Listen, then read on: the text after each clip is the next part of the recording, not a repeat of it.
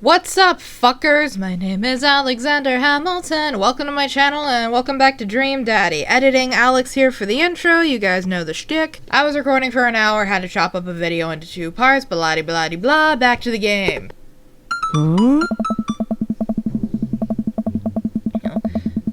I enjoy grilling, but, you know, it's cold outside, so I don't get to do it that often. Guess we're not as early as we thought we were. Joseph's backyard is already packed with people and the smell of hot dogs wafts through the air. Small children run through a sprinkler and adults chat in small clusters. I set our veggie plate down on a table next to 2 other veggie plates. Excuse me. Hey, there's Joseph. I wave to get his attention. The moment he sees us, he jogs over, arms open wide. Welcome! I'm so glad you 2 are here. And he brought veggies. Let me introduce you to my family. Kids, come on over here. This is Chris, my eldest. Hi. This is Christian and Christy. They're twins. They stare creepily and say nothing. Ugh, I don't like those 2. Then, of course, there's our youngest, Krish. Wait, where is Krish? Maybe Mary put him in his crib. Oh no, it's the woman from the bar the other night. What is she doing here? Oh, and how could I forget my lovely wife, Mary? Joseph pecks her on the cheek. She smiles. Ah, Mary, sweetheart, did you put Krish to bed? I'll have to go look for him. What? You'll have to... Joseph takes a moment and regains his composure. Mary, this is our new neighbor, Alexander, and his daughter, Amanda. I'd shake your hand, but I have a glass of wine that I need to tend to. I love her. Nice to, meet you, Mary, for the first time. Charmed. Well, I'll have to go over there now. Mary leaves. Oh god, this is so awkward. I wonder if Joseph knows. I wonder if Mary knows that Joseph knows. I wonder if Joseph knows that Mary knows that I know. It takes all of my energy not to run away from the barbecue and start fresh in a new city. My wife has a wonderful sense of humor, but please, you 2 enjoy the barbecue. All of the guys are really excited to meet you. Amanda and I mill around and try some of the food spread out on the table. I pick at some deviled eggs. Amanda grabs a small paper or plate and immediately begins piling it with baked goods. I don't want to have to make friends. Come on, Dad. Who are you gonna party with when I go off to school? But I don't want to have to do pleasantries. Dad.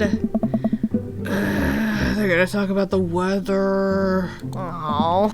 Go do it. Make a friend. But how could I possibly abandon my only child at a social function? That's bad parenting.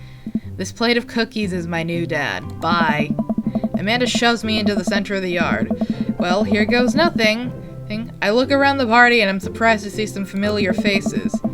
Isn't that the barista from the coffee soon? My boy!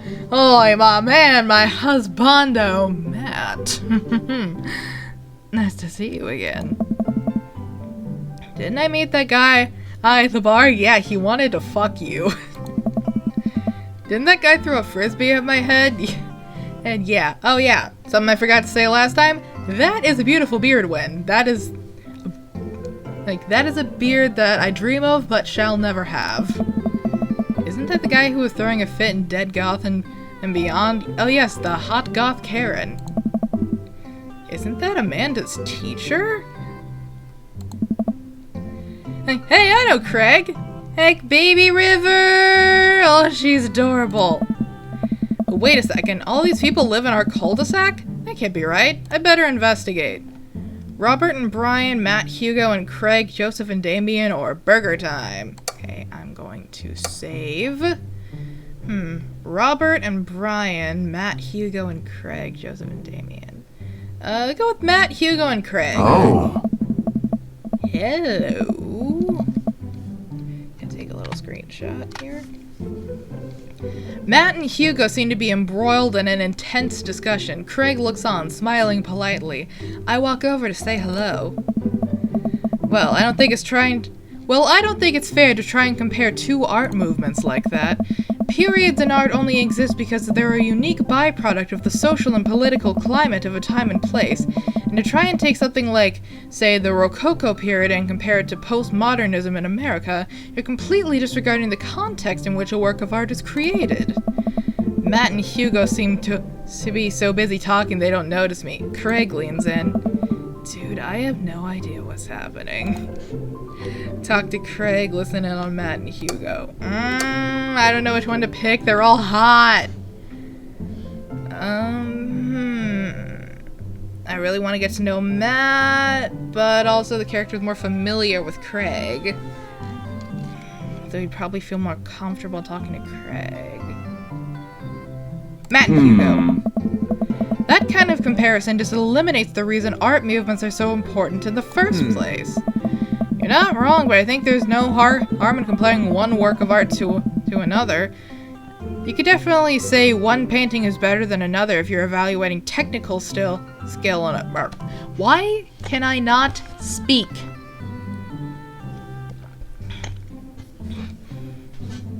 You're not wrong, but I think there's no harm in comparing one work of art to another. You could definitely say one painting is better than another if you're evaluating technical skill from a purely formalist standpoint. I mean, and he's smart, too. Oh, this guy's like the complete package. Insert package joke here. If I showed you a Matisse and then something by the Dutch masters, which one would you say shows more technical prowess? I am so lost right now. I shoot a worried glance over to Craig, who returns it. Well, sure, you could say that the Dutch masters were technically more skilled, but I would argue while the Dutch masters were better painters, Matisse had better paintings overall. I'm probably mispronouncing that. Haha, I have no idea what you guys are talking about. Well, that's pretty subjective. Art is dead. That's the wrong one, he said. Well, that's pretty subjective. Let's contribute to the conversation. Oh. How do you mean? Well, that painting of the guy with an apple in front of his face is pretty nice. Matisse rocks. That's Margaret. Right. Art.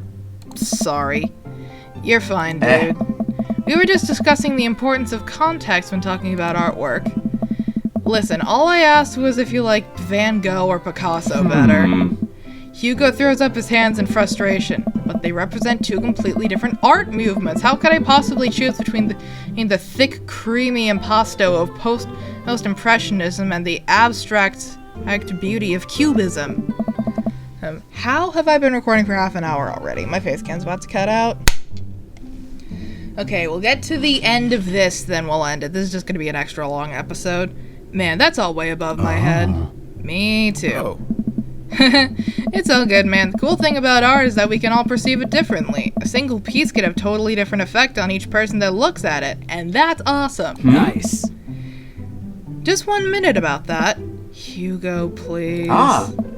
Sorry, I get really fired up about art stuff. You are a work of art, Mr. Handsome Man. Alexander, how are you liking the neighborhood? It's pretty nice. Everybody's been super friendly. Seems like your daughter is fitting in just fine. Matt points across the yard where Amanda, Daisy, and another young girl are playing. They're all sitting cross-legged in the grass, picking weeds and weaving them into little flower crowns.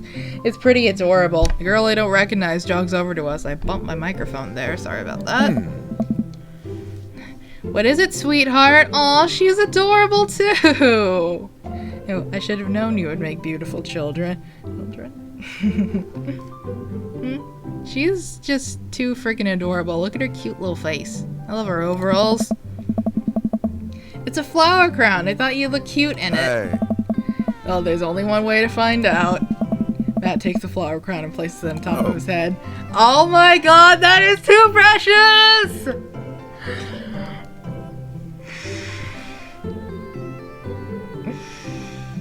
How does he keep getting more and more hot?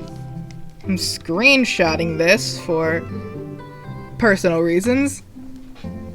And how does he keep getting more and more attractive?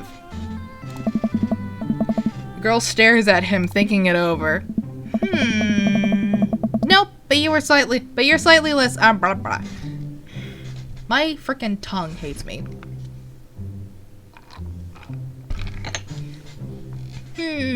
Nope, but you're slightly less uncool than you were before you put it on. Hey. Hey, Alexander, this is my daughter. Hello. I'm Carmencita. Amanda comes over with Daisy in tow. This kid, why does this kid look so much like I did when I was a kid? Dad, look, I'm making friends. Are you making friends? You better be making friends. Yeah, actually. Amanda, you remember that cool barista from the coffee shop and my old college friend and, your teacher? Whoa. Oh, hi, Mr. Vega. I didn't realize we were neighbors. Ah. Yep. You still gonna get me that overdue term paper? Dad. Great seeing you. Amanda finger guns her way out of the conversation like a champ. She'll learn the finger guns move from me. I'm very proud. She's definitely a charmer. Speaking of which, where did my son go? Hugo looks around the party. He must finally spot him because his eyes go Sweet wide. Manchego. Ernest! Oh my god. Ernest Hemingway Vega, are you smoking? Ernest is holding a lit cigarette. Nope. I see Ernest across the way. He casually takes a long drag of his cigarette and then flicks it into the gutter. Unbelievable. Excuse me. Okay, I don't mean to judge Hugo's literary taste, but Ernest Hemingway isn't the best author. Hugo marches over to Ernest and I turn my attention to Matt and Craig. Kids, right?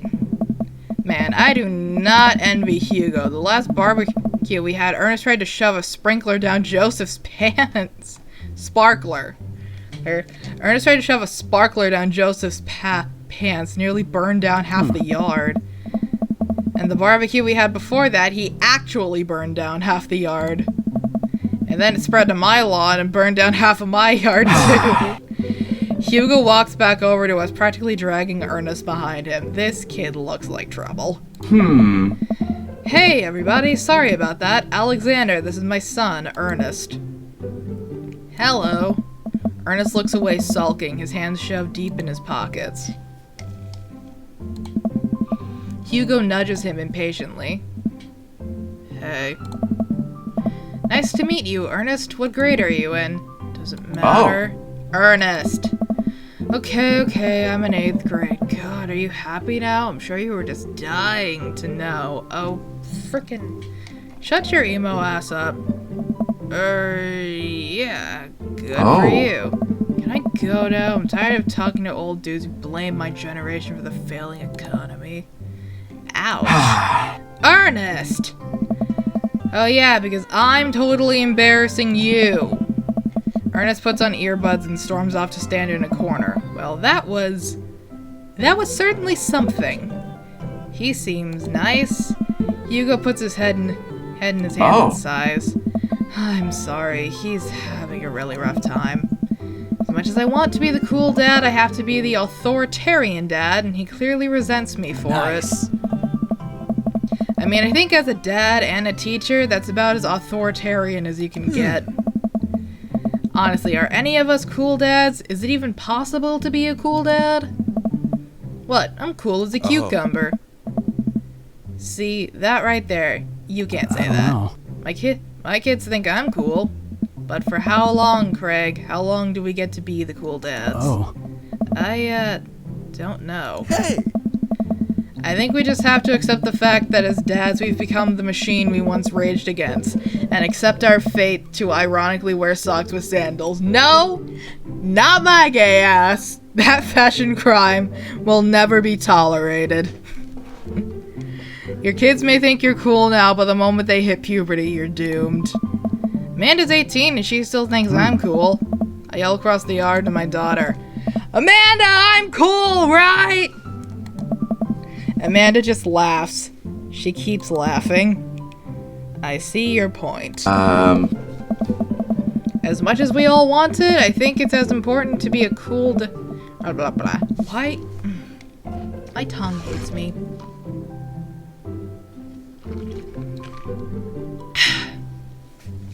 As much as we all want it, I don't think it's as important to be a cool dad as it is to be a good dad. We can't all be best friends with our kids. It just doesn't work. I mean, look at me and Ernest. Oh. Our job as parents is to make sure our kids turn out okay. Yeah, you're right, but it'd be nice to have it both ways. Hearing these guys talk about this makes me think of my relationship with Amanda. We get along so well, but there may come a time where it won't be like that. Is college when that happens? Hey! Don't let us eat up your time, Alexander. Go meet some of the other people around the neighborhood. Oh. Do I get time to talk to all of them? Okay. Robert and Brian or Joseph and Damien? I mean, Joseph's kind of uptight, and Damien's been a bit of a Karen so far, and Brian tried to fuck us a little. Oh, us? Blah, blah, blah. Let me try that again. Well, Joseph's a little bit uptight, and our first impression was Damien. It was him being a Karen, and Robert tried to fuck me a couple days ago, so that might be a little awkward. I'm setting myself up to awkwardness no matter what. Soft boy and bad boy, or religious man and hot goth guy?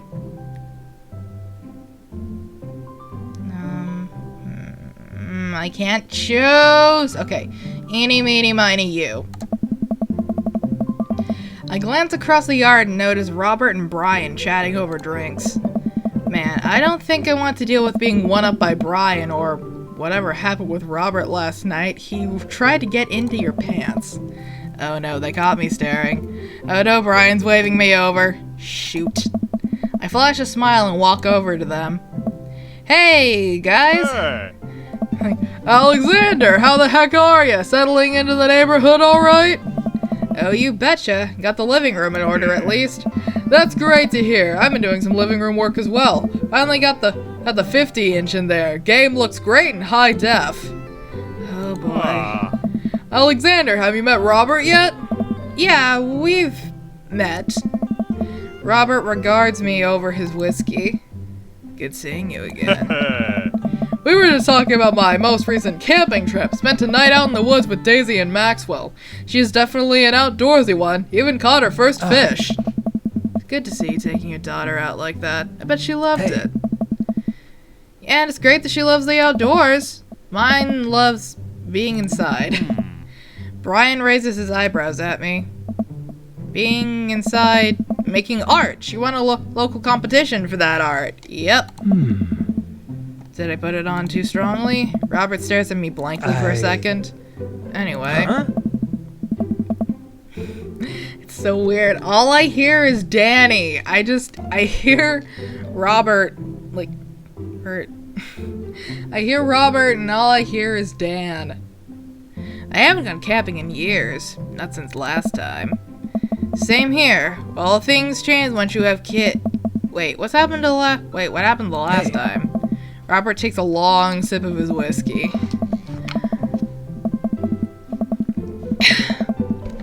Well, old Johnny Boy and me were out in the backcountry. Johnny Boy's a strong kid. Met him in my army days. Comes from Kansas. They build him tougher out there.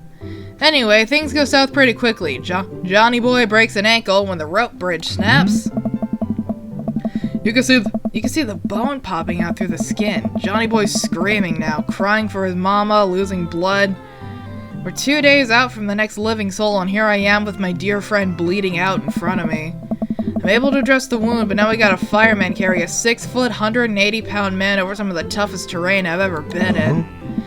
I won't lie to you, there were moments during those 2 days when I thought about leaving old Johnny Boy, but you build a bond with your brothers in arms. That bond never breaks. I got that boy back to civilization. But I lost some of me out there. I guess that's camping for you. Brian and I stare in disbelief. Brian takes another long sip of his whiskey. I'm just kidding. My friend John and I went rubber tubing down a river and he lost a flip-flop. Missed that kid. Or am I kidding? Brian and I tense up again. I'm kidding. Amanda and Daisy barrel up to us laughing. Daisy's holding a paper plate in front of her like a steering wheel. Yeah. We gotta get off this haunted truck! Oh no, the ghost locked the doors! Quick, hit the emergency escape button! But trucks don't have emergency escape buttons. Then hit the brake, I guess, and we'll get out of this truck. The imaginary truck. Anyway, we're safe from the ghosts, but how will we ever survive this Arctic tundra? Daisy, you may have to eat me. Are you prepared to do that? I'm prepared to do anything to survive. That's cold-blooded. I like that. Although I'm not sure I have the materials required to properly cook you. You know, that reminds me of the last time I went skiing. Robert! Wait a second, are you guys playing Long Haul Ice Road Paranormal Ghost Truckers? Yeah! Amanda and I love that show. It's the best, especially where the episode where Callum hides Flint's keys and Flint retaliates by breaking an ancient cursed urn and sending the spirit after him? Yeah, it's such quality reality television. I don't watch a whole lot of television, but I do enjoy that show. That and war documentaries. Alright, Daisy, I found us a couple of bugs. We're gonna make a great meal, lots of protein, keep us from starving out in this harsh, icy wasteland. But there's a whole table of food right over there. Daisy, it's a game. We're playing pretend. It's what kids do. Live a little. Amanda gives Daisy a handful of gummy worms from the snack table. They eat them with mock disgust. Let's go find kindling for a fire. Okay. But not an actual fire. Because we're playing pretend? Yes. Now you're getting it. What 10-year-old doesn't know how to play pretend?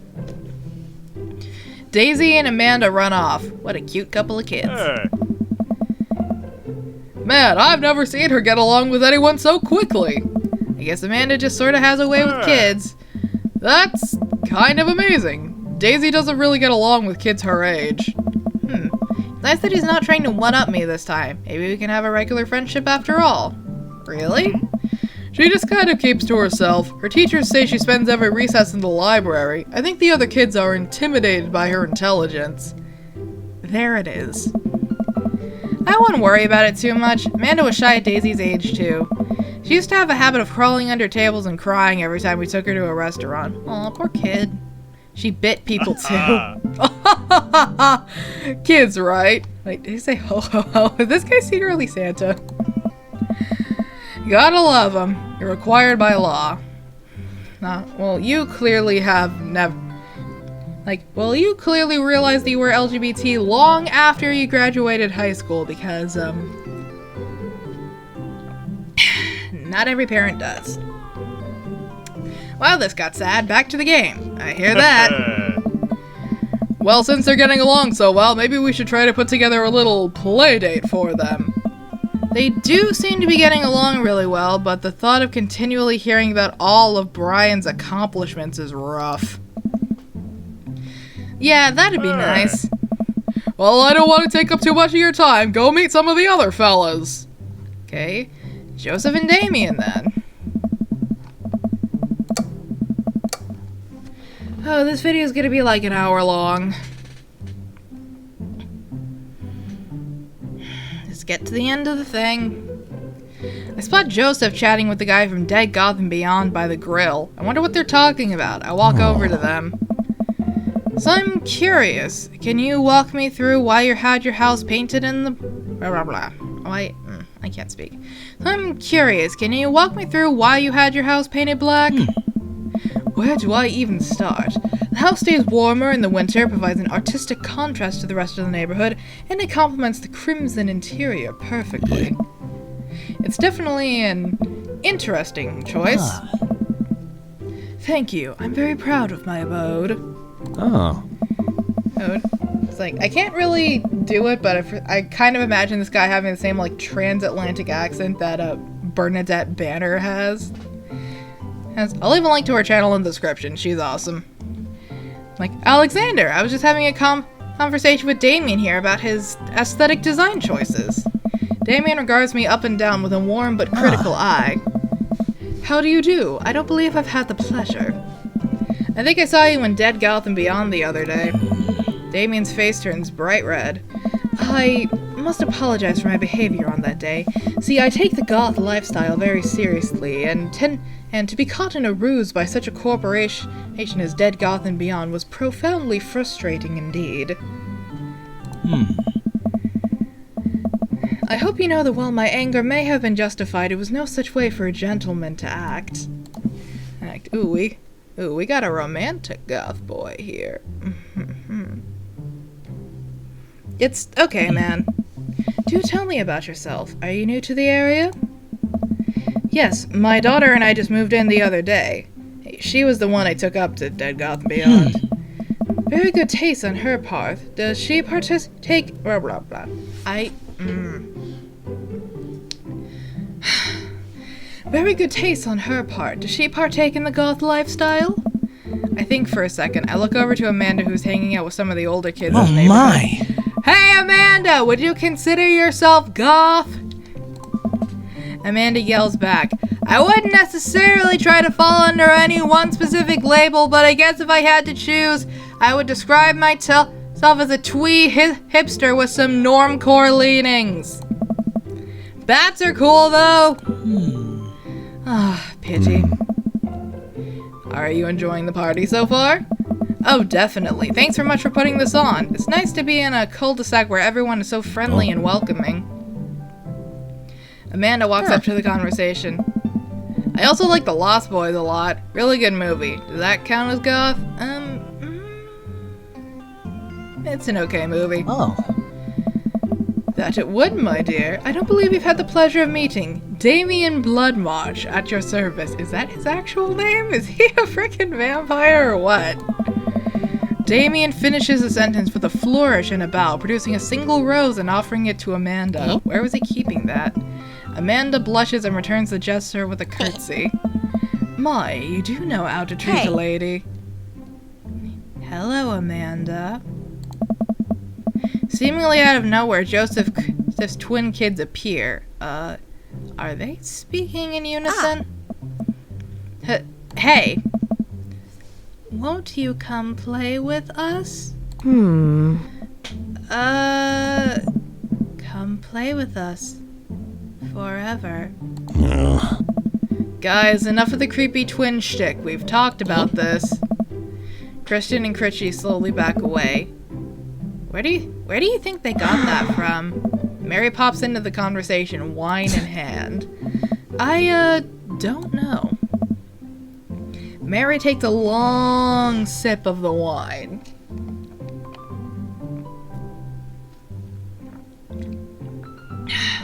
Oh my god. I think I might have taped over the VeggieTales VHS with The Shining. Who knows? She takes another long sip of her wine. Where's Krish? Come on. Wasn't he with you? You had him a moment ago. He's probably stuffing dirt into his mouth. He'll be alright. Toddlers are pretty resilient. Mary tips her glass to me. Ain't my first time at the rodeo. He's my fourth.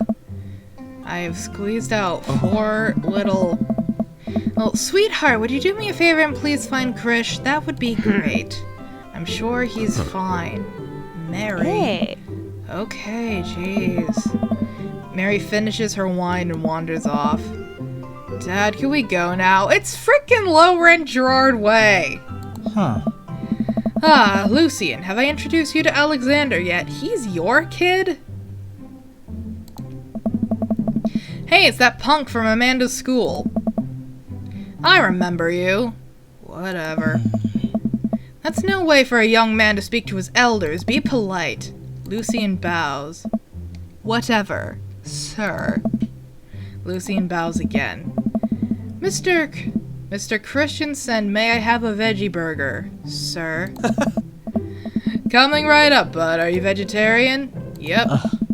Make that 2 veggie burgers. Do you know some people in the Victorian era were vegetarians? They described carnivorous type people as bloodlappers. Dad. Hey. That's really interesting, Damien. Joseph turns to the grill. A hint of a tattoo peeks from underneath his sleeve. I can't believe I didn't notice it before. It looks like the bottom of an anchor. Whoa, is that a tattoo? Whoa. Yep, I wasn't always a youth pastor, you know. That's so cool. Want to see mine? What? Lucian pulls back some rubber bracelets, revealing a lopsided 666 in black ink. My buddy gave me a stick and poke tattoo last week. I think it's healing up pretty good. Lucian! We'll talk about this later. Oh. You shouldn't... Okay. I don't know if there's any actual tattoo artist watching this, but I don't have any tattoos, but I've been doing research because I really, really want one. It's like, you're covering up a fresh tattoo with blankets? What did I say? Bracelets. You're covering up a fresh tattoo with bracelets. You're gonna smother it and ruin the design. That's pretty cool. What's the significance of the tattoo? I don't know, I just thought it looked sick. Oh. Well, in my opinion, the only reason you need to get a tattoo is because you want them. Careful though, that number carries weight. Man, Joseph is a way cooler youth pastor than I thought. I figure youth pastors popped out of the womb with a Bible. I wonder what he did before preaching.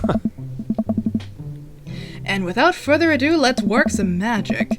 Joseph closes his eyes, takes a deep breath, and gets to work. With the greatest of ease, he sets patties on the grill, flourishing as he flips his spatula in the air. It's easily some of the best grill work I've ever seen.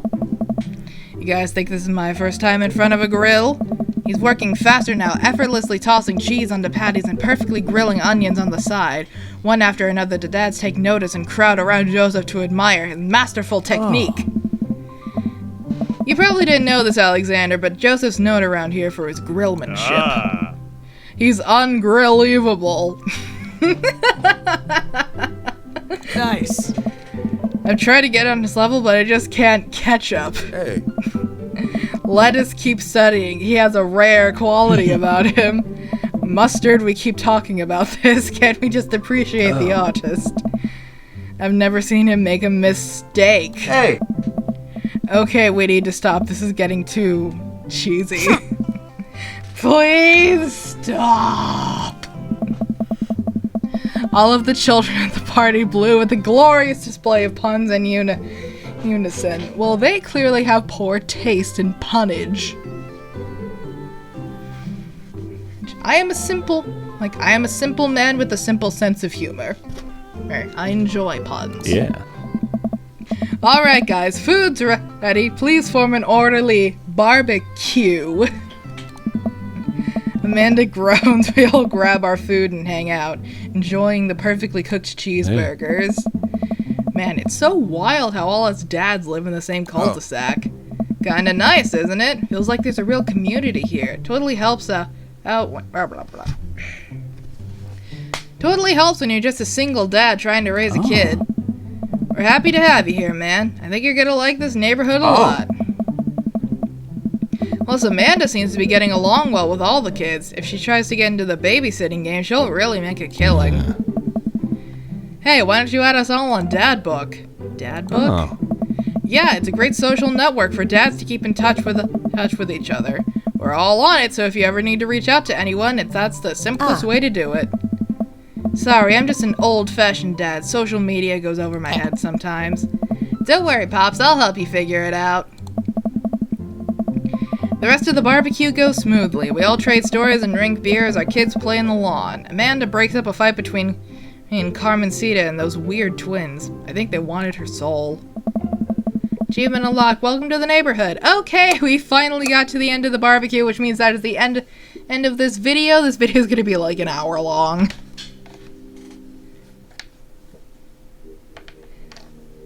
I hope you enjoyed it as much as I did.